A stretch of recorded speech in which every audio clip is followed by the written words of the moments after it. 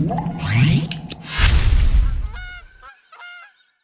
dropshipping on Amazon is one of the easiest logistical ways to get started selling. You can essentially start dropshipping with pretty much $0 and just a credit card as long as you have a seller account, and you can start listing items on that seller account. And once customers essentially purchase the product from your store that's listed, then once you have the order, you go to your supplier, purchase the product, ship it directly to the customer, and you make your spread.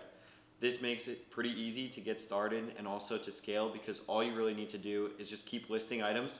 There's no risk if you list them. If they sell, great. If they don't, it's just wasted time. It's virtually safe because you don't have to actually purchase any product beforehand. You actually only purchase product after it's already ordered by the customer and ship it straight to them. So logistically, it's the easiest way you can sell because you never have to touch anything. You don't have to have a warehouse, employees. So this is essentially the way I got started on Amazon back in 2018. At the time, it was just me. I was going on Walmart, Home Depot, different retail sites like that, looking for discounted product and then trying to find them on Amazon.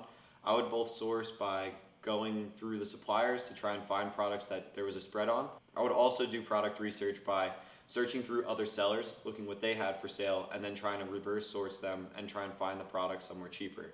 The way this kind of model works is you list the item for sale on Amazon. Once a customer orders it, you place an order with your supplier. Then you ship that order directly to the customer, and you net the difference between what you sold it for and purchased it for. Essentially, a lot of the time you don't have to pay for any shipping. The only customer service you really have to do is just answering customers, providing them with tracking information, and handling all returns.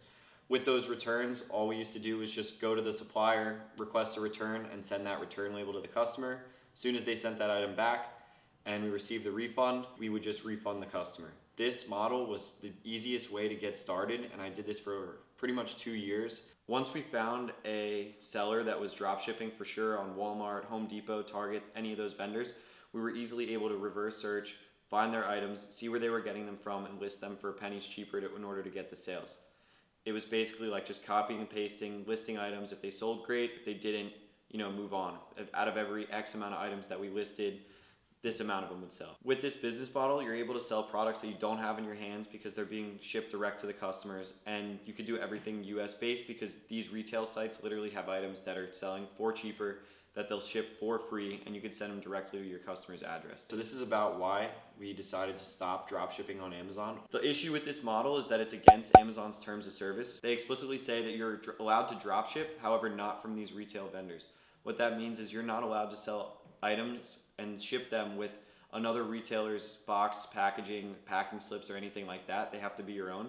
So you're allowed to drop ship from vendors that'll ship individual orders for you and house your merchandise. But these retail sites where it's super easy and cheap to source the items from, it's strictly prohibited from selling and sourcing your items this way. When you're selling this way and you're shipping items in the retail packaging, customers can easily take a picture of the product that they were sent with the packaging, and you have direct proof that you were violating Amazon's terms of service.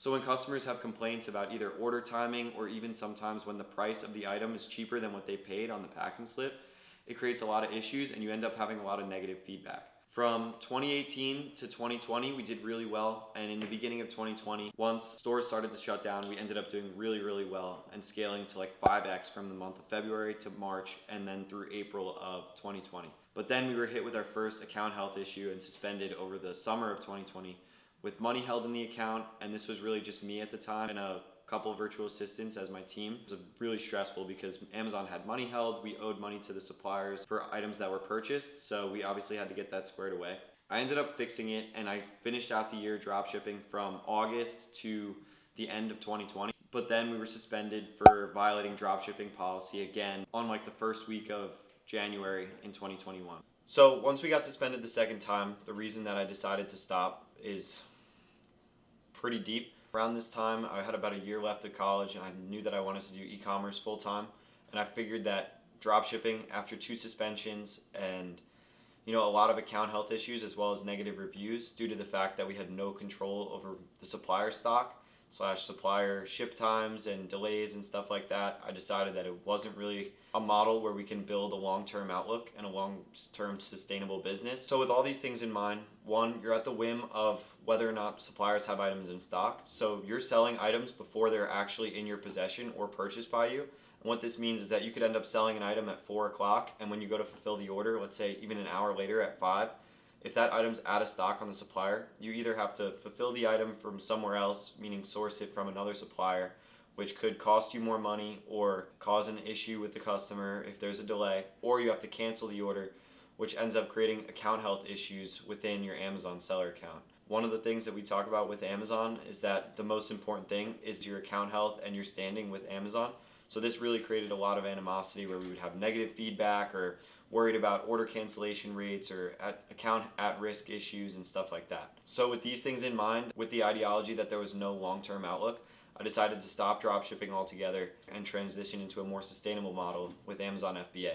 That negated pretty much all of our account health issues and also gave us a lot more control as we bought the product before selling it, so we had a lot more control over our supply chain. So with this in mind, also at the time when we were dropshipping, there was a lot of Amazon automation agencies who were onboarding accounts, meaning onboarding clients to run their Amazon dropshipping store.